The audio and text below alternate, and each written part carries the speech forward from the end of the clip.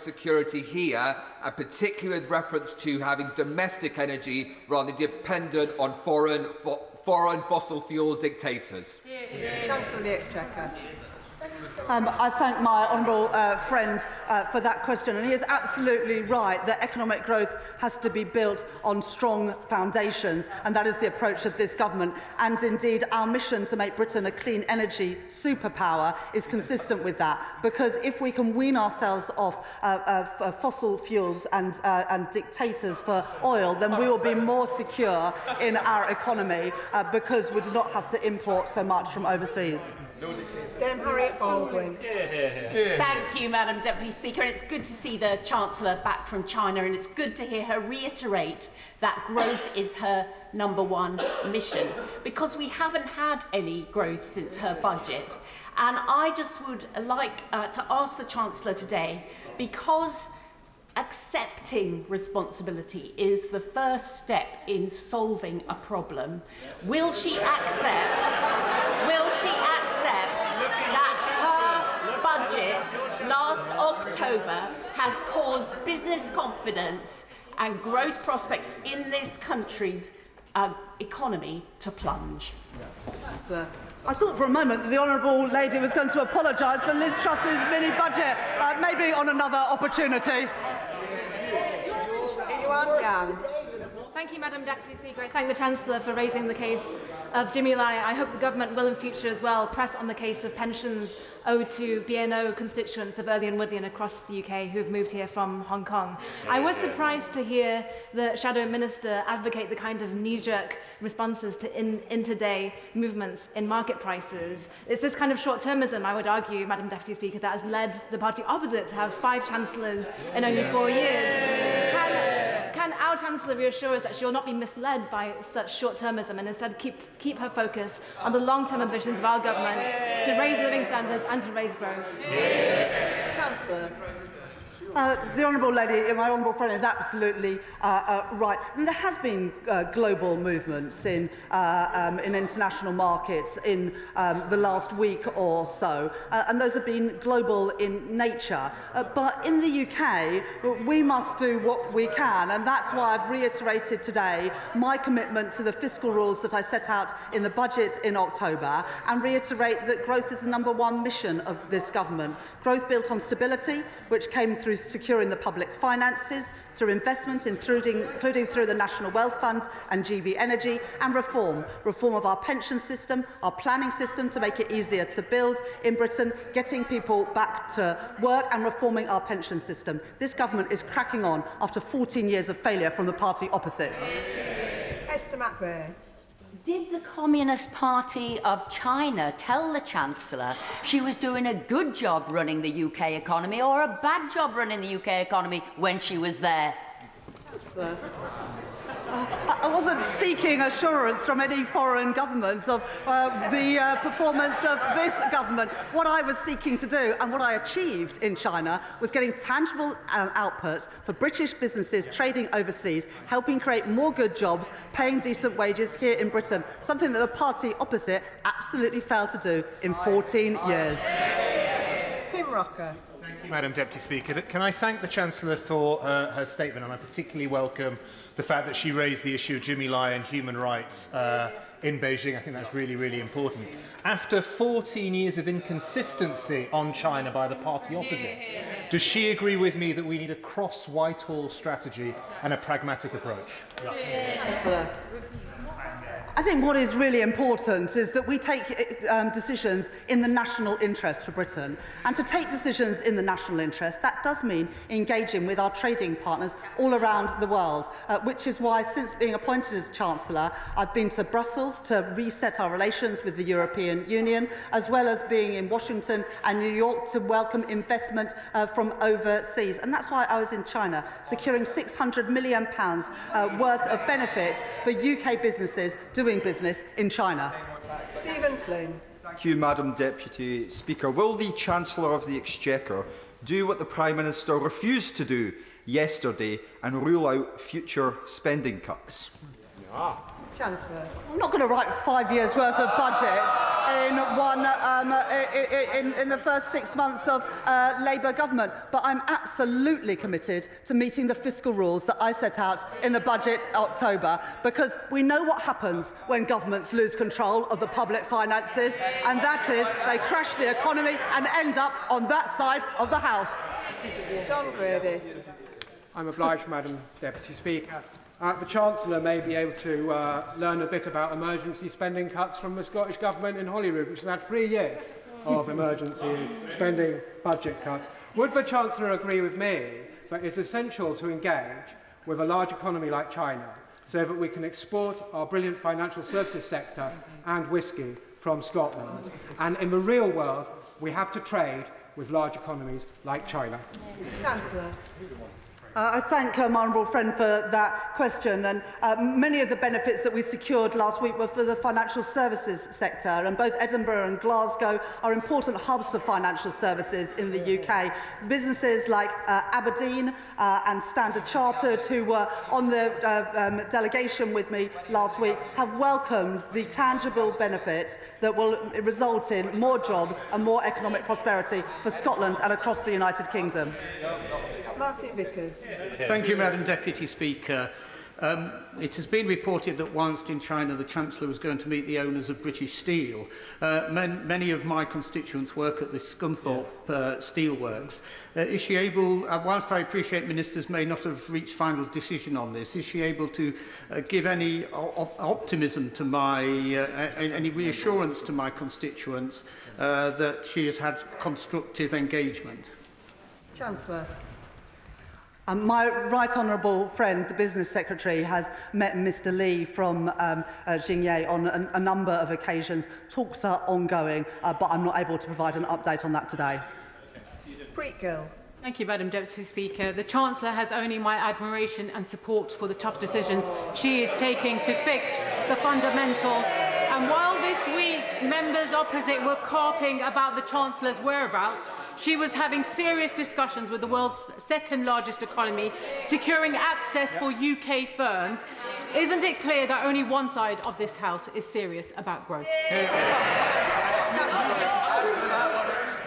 I will always stand up for Britain's national interest and Britain's economic interest, which is why I am helping British businesses, some of our best British businesses, to export around the world. That's what I'm doing, did in China at the weekend, and that is what I will continue to do, always standing up for our economic interest. Gavin Williamson. Thank you, Madam Deputy Speaker. Has the Chancellor of the Exchequer spoken with the Governor of the Bank of England to talk about what action needs to be taken to bring about stability in our bond markets? Chancellor. Well, I regularly speak to the Governor of the Bank of England. Indeed, he was on the delegation to China with me this weekend, and we work closely together to ensure that the British economy remains competitive in global markets. Katie White. Thank you, Madam Deputy Speaker. I'm quite surprised at the audaciousness of the benches opposite, who oversaw the debt levels rise over the last 14 years. It's just a shame they didn't turn their minds to it earlier. But does the Chancellor agree that serious discussions like these can deliver not just on our economic aims, but on our wider climate and international objectives? Chancellor. Well, I thank my honourable friend for that question. Unless we engage and work with our partners around the world, we're going to miss out on the opportunities that other countries secure for their businesses and their economies. And if we miss out on those investment opportunities and those trade opportunities, you can be sure that other countries will take advantage of them. That's why I was in China. That's why I will work with counterparts around the world to secure good outcomes for British businesses and jobs here in the United Kingdom. Dr Andrew Mirison. Thank you, Madam Deputy Speaker. The Chancellor has been raising human rights abuses in China, but did she get the opportunity to raise with her interlocutors the extrajudicial work of the United Front Work Department, particularly in relation to UK institutions and especially universities? Yes, good question. Chancellor. I raised a number of issues around human rights abuses, labour issues, and indeed rights and freedoms in Hong Kong, including the case of Jimmy Lai. I raised that with all of the ministers that I met in China, always standing up for our values and our interests. Thank you, Madam Deputy Speaker. Unlike the party bickering on the opposition, we are cutting deals in the British national interest and putting Britain at the frontier. 600 million just over this weekend, an AI opportunities plan just this week. Does the Chancellor agree with me that we are the party of action, they are the party of rhetoric? I thank my honourable friend for that question. You know, we're on this side of the House and not going to apologise by getting a good deal for British businesses and people working for them. I'm determined to leave no stone unturned in ensuring that British businesses have the rights and the freedoms to export and trade around the world, helping to create good jobs here in Britain. Sarah Olney. Thank you very much, Madam Deputy Speaker. UK exports to China currently represent less than 10% of UK total exports, whereas our exports to the EU represent over 40%, representing, as it does, the greater opportunities available to our small and medium enterprises in trading with the EU. Will the Chancellor commit to spending 4 times as much time talking to our European partners about our trading opportunities as she has done to China? Chancellor. I would just say to the honourable lady, it's not either or. We can't write off one country and say we're going to put all our eggs in a different basket. China is our 4th biggest trading partner, and we can't miss out on opportunities for a country that is growing quickly with an expanding middle class, where there are huge export opportunities. But as the honourable lady knows, I was in Brussels in December to reset our relations, the first British Chancellor to go to a Eurogroup meeting since we left the European Union. So I'm leaving no stone unturned to exploit export opportunities for British businesses. Callum Anderson. And I thank the Chancellor for her statement. Can she set out in more detail how the government intends to help reinvigorate the UK-China Stock Connect so that UK companies and investors can access Chinese capital markets and vice versa? Chancellor. Stock Connect is an initiative first set up by former Conservative Chancellor Philip Hammond to improve links between the Shanghai and the London stock exchanges to help Chinese businesses access capital on UK financial markets. That's good for financial services firms operating in London, and the enhancement of that Stock Connect scheme at the weekend offers new opportunities for British businesses in financial services in the UK. Dr. Luke Evans. Thank you, Madam Deputy Speaker. As the Chancellor flew east, the pound plummeted south and government debt rocketed north. Why? Because the markets don't believe her plan for growth. This is the fundamental issue. So I'd like to pick up the question from my honourable friend from behind me, is what is she going to say to the markets to make them believe she really does understand how to deliver growth in the UK? There's been global volatility in markets. I don't believe that it is reasonable to suggest that the reason why bond yields in the United States, in Germany and France have risen is because of decisions made by this government. I think the honourable member opposite should just get real. Brian Leishman. Thank you very much, Madam Deputy Speaker, and thanks to the Chancellor for her statement. In regards raising money for public services, then an annual wealth tax on the multimillionaire and billionaire class would certainly achieve that. However, a conversation for another day. On to China. My right honourable friend and I have had previous discussions regarding the closure of the Grangemouth refinery, of which PetroChina, part of the Chinese state-owned China National Petroleum Corporation, is heavily involved in. If the refinery closes, then thousands of jobs will be lost. This is not just a constituency issue for me. It will impact all of Scotland, as our fuel and national security will be severely weakened. Did the Chancellor speak about the issue with her Chinese counterparts, and if not, will she do so? Chancellor. I thank my honourable friend for that question. We're working closely with the Scottish Government to ensure that there's a bright future for the people of Grangemouth, because deindustrialisation should not be the future for communities, including in Scotland. Richard Vice. Thank you, Madam Deputy Speaker. Well, the data shows, Chancellor, in September and October that the economy is falling. It's going down. and the markets are expressing their clear concerns, the currency markets, the bond markets, in selling off, that actually there is no growth and that the economy continues to fall. If the Chancellor is so confident, can she confirm to the House when the economy will start growing again? Chancellor. I thank the honourable gentleman for that question. Growth is the #1 mission of this Labour government. But the truth is, it's not possible to turn things around quickly after 14 years of lacklustre growth and declining living standards from the party opposite. But we're leaving no stone unturned, which is why last week in China we secured £600 million worth of tangible benefits for the UK economy, helping great British businesses exporting overseas. Nestle Calixcan. Thank you very much, Madam Deputy Speaker.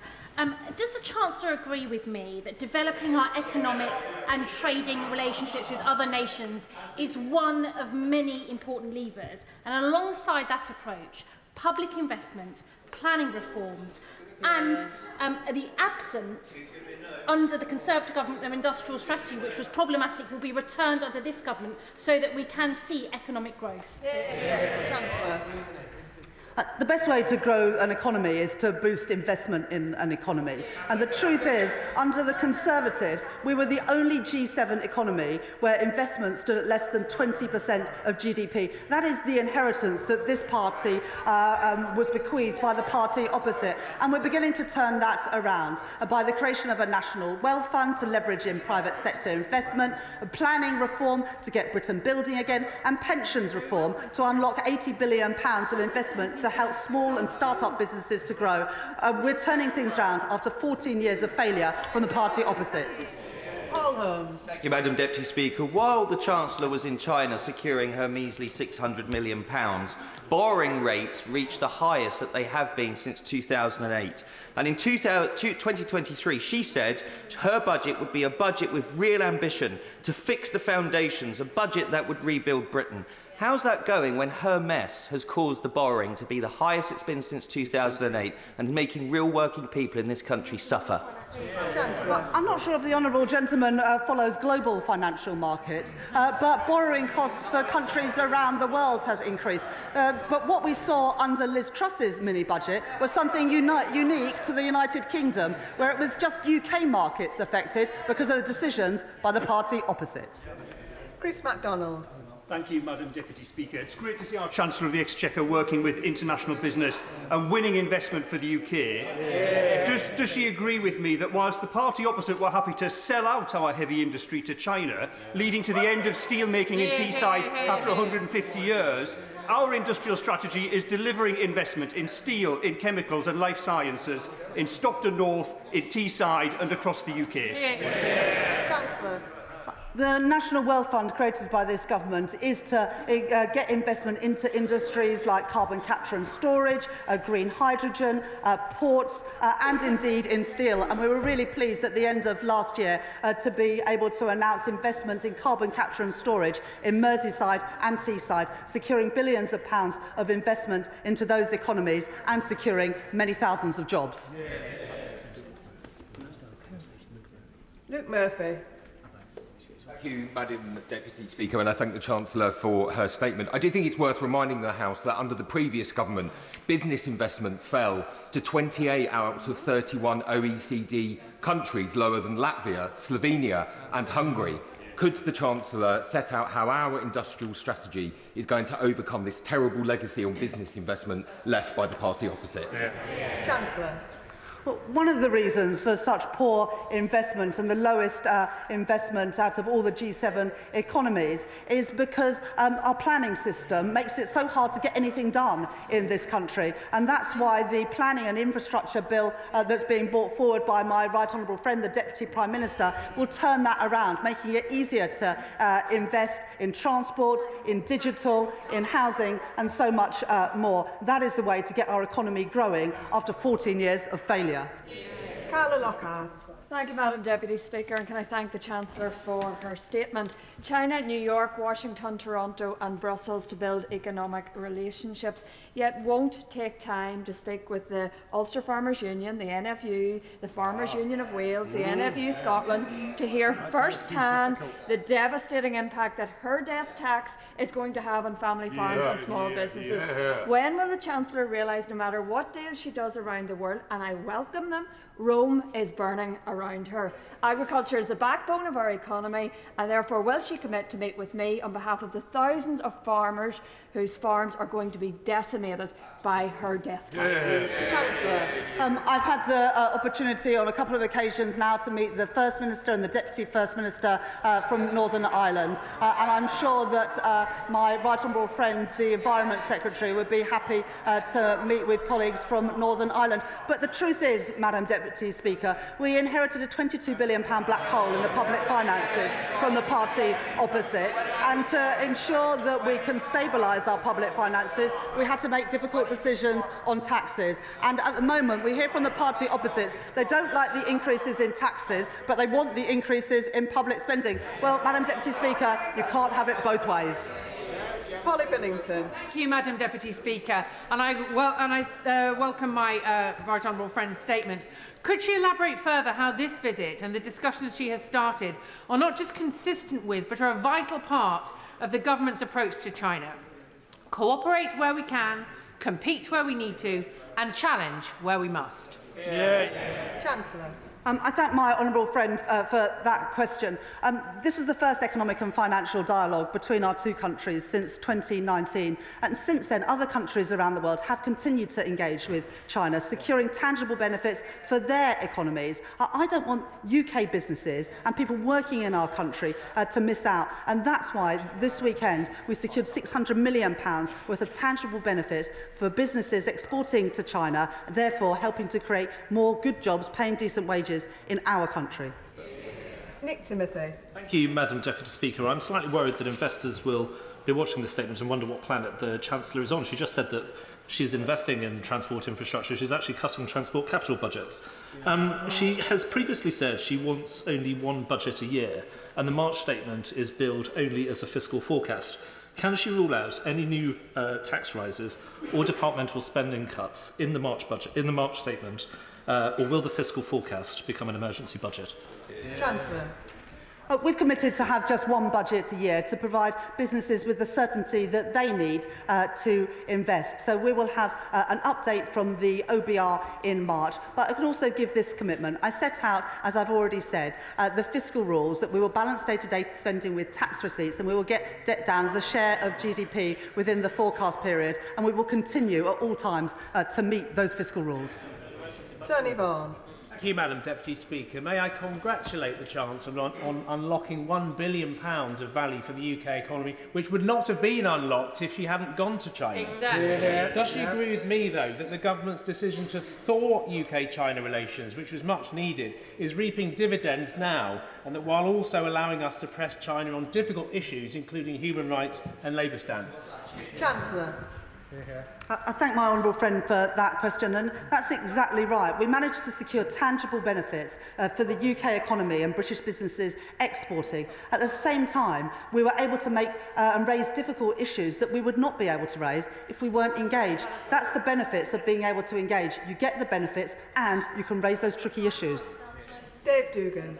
Thank you, Madam Deputy Speaker. It's beyond parody that His Majesty's Chancellor would go and throw herself at the mercy of the Chinese government and come back with £600 million over 5 years in revenue. Is she aware that £600 million in revenue is less than 1/90th of HSBC's annual profit? This is what she's holding up as a major achievement by the Treasury on their trade mission. But in answer to my right honourable friend from Aberdeen South, who very reasonably asked when, not if, when her fiscal rules are breached, which will she do? Increase borrowing, raise taxes or cut spending? Not over 5 years, this year. Chancellor. Well, I'm sure that the honourable gentleman opposite is an expert in HSBC, but I would rather take the words of the chairman of HSBC, who welcomed the tangible investments and indeed led the financial forum that we also held last week in China. I've been really clear. We will meet our fiscal rules that I set out in the budget, and we will do that at all times, and that is the commitment that I made and a commitment that I continue to make. Deirdre Costigan. Thank you, Madam Deputy Speaker. Would the Chancellor confirm that for her, growth must always go hand in hand with economic security, a lesson that the previous Conservative government refused to learn when they left 85% of us dependent on expensive foreign gas to heat our homes this winter? Chancellor. I thank my honourable friend for that question. This government's clean energy mission will mean that we are less reliant on foreign dictators for our basic energy needs. That's why we're investing with carbon capture and storage, with floating offshore wind, and indeed getting rid of the absurd ban on onshore wind that the previous government brought in. Harriet Cross. Thank you, Madam Deputy Speaker. The Chancellor referred to safeguarding national security in her statement, which I welcome, but this must include energy security. Yet her changes to the energy profits levy, removing investment allowances and not permitting new licences at a time when we are still reliant on oil and gas, not only undermines our energy security, but it is also dwarfing the 600 million that she has brought back from China with the £12 billion of tax revenues that will be lost from the sector. Why, rather than supporting our energy security, is the Chancellor turning her back on the sector, turning her back on these tax revenues and risking selling our energy security to China? Chancellor. Well, the Honourable Lady just has a brief look at the documents from the Office for Budget Responsibility. She will see that the changes to the energy profits levy, taking up the tax rate from 75% to 78%, the same rate as it is in Norway, raises money. It doesn't lose it. Yeah. Lindsay Farnsworth. Thank you, Madam Deputy Speaker. I commend the Chancellor for her visit to advocate for our country's best interests, but does she agree with me that Chinese companies must not provide any support to Putin's illegal war in Ukraine? Chancellor. I absolutely agree with my honourable friend, and I raised such issues with my counterparts in China at the weekend. It's really important that whenever we engage with foreign governments, that we also raise issues consistent with our values, including Chinese companies supplying Russian government with materials that are used in Russia's illegal invasion of Ukraine. Jim Allister. Did the Chancellor raise any concerns, or indeed does she have any concerns, about the Confucius Institute, the Chinese government-backed operation across the United Kingdom? Did she raise any concerns about that? And in respect of Jimmy Lai, what answer did she get?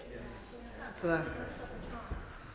When our Prime Minister met with President Xi Jinping in Rio last year, they agreed that one of the points of re-engagement was that we were able to make clear our concerns about a range of issues, but in a way that was private, and I'm not going to go into the details of that conversations, but with all of the Chinese officials that I met at the weekend, I raised these issues. And the problem is that the party opposite, for all their chuntering, they didn't raise these issues because they didn't even engage. Ben Coleman. Madam Deputy Speaker, my constituents in Chelsea and Fulham, many of whom work in financial services, will have been amazed, I think, just as I was now, when the Shadow Chancellor, in a fit of pique, demanded that the Chancellor should have come home from China to talk to him in this House, rather than stay, rather than promote growth, access to the world's second largest market, and winning new licences, winning quota allocations for financial services businesses, with, as anybody who's taken the trouble to listen carefully to the Chancellor will have recognised, more on the way. So what does the Chancellor think the city and the banks that accompanied her would have preferred in the long-term interests of this country? Yeah. Stay in China to win for this country, or come home to satisfy the Shadow Chancellor's fit of pique? Chancellor of the Exchequer. Well, you just have to look at what the businesses have already said about the deal that we managed to secure last week. Tangible benefits for British businesses exporting to China, helping to create more good jobs, paying decent wages here in Britain. It's been welcomed by businesses. It's a shame that the party opposite no longer stands up for British businesses. Ben Spencer. Thank you, Madam Deputy Speaker. We have an embargo on Russian oil and gas. China continues to import it, and apparently Russia will be China's #1 supplier this year. Did she raise this with her counterparts on her trip to China? And what assessment has she made of her deal so that it doesn't inadvertently support the Russian war effort? Chancellor. As I've already said in the House today, I raised the issue about Chinese companies supplying the Russian government. I raised those issues. And indeed, the honourable member will know that last week, alongside the United States, we increased sanctions on Russian oil and gas to make it harder for Putin to continue to conduct his illegal war. Chris Vince. Deputy Speaker, can the Chancellor outline how this visit is an example of ongoing dialogue with the international community which will benefit businesses and residents in my constituency of Harlow? And while we're quoting Shakespeare, will she agree with me that there's something rotten in the state of the Conservative Party? or perhaps the Conservative Party is in a rotten state? Chancellor.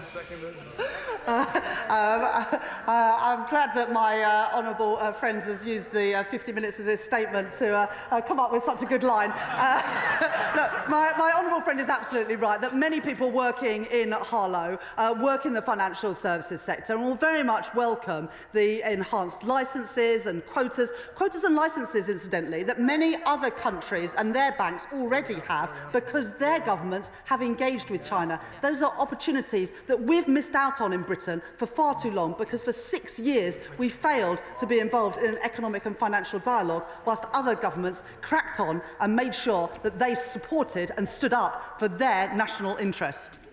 Thank you, Madam Deputy Speaker. Notwithstanding the importance of China as a trading partner, can the Chancellor please explain to the House what steps the government is taking to address the issues of forced labour links with Uyghur workers in supply chains and fast fashion companies like Shein? Can the Minister provide data on the extent of forced labour in UK supply chains, especially in the garment sector, and outline any actions to strengthen due diligence requirements for companies sourcing from known human rights abuse areas like Xinjiang? Chancellor. Look, I thank the honourable gentleman for his question. As I've already set out, one of the issues that I was able to raise with my counterparts in China was issues around forced labour, particularly in Xinjiang. And as I said in answer to the question from the right honourable gentleman, the member for Chingford and Wood Green, I also have been really clear that any company seeking to list in London has to meet stringent requirements set out by the United Nations and the OECD on labour supply and the treatment of workers. Final question in this statement, Jim Shannon. Thank you, Madam Deputy Speaker. Whilst I welcome the UK-China Economic and Financial Dialogue Agreement, however, as Chair, and the Chancellor will know this, however, as Chair of the APPG for Freedom of Religious Belief, I have repeatedly in this House highlighted human rights abuses in China, with the Uyghur Muslims, with Tibetan Buddhists, with Christians in Hong Kong and China. How will the Government and the Chancellor ensure safeguards to British money and goods are put in place to ensure that economic engagements do not directly support these violations? Human rights concerns, forced labour, denial of religious freedom, ongoing suppression in Xinjiang, Tibet, Hong Kong and Taiwan must be remembered at all costs in all deals with China. Thank you. Answer the Exchequer. I thank the honourable gentleman for that thoughtful question. It's important that when we engage with China that we cooperate where we can compete where necessary, but that we challenge whenever our values do not align. Like the honourable gentleman, I care deeply about issues of religious freedom and also about issues of forced labour. But that's the whole point about engaging, because you have to engage in the world as it is, not as as the world as we would like it to be. And it is through these engagements that we are able to raise even some of the most difficult of issues and be very clear about the values of our great country. That concludes the statement, and I'll now give a few moments for the front benches to swap over.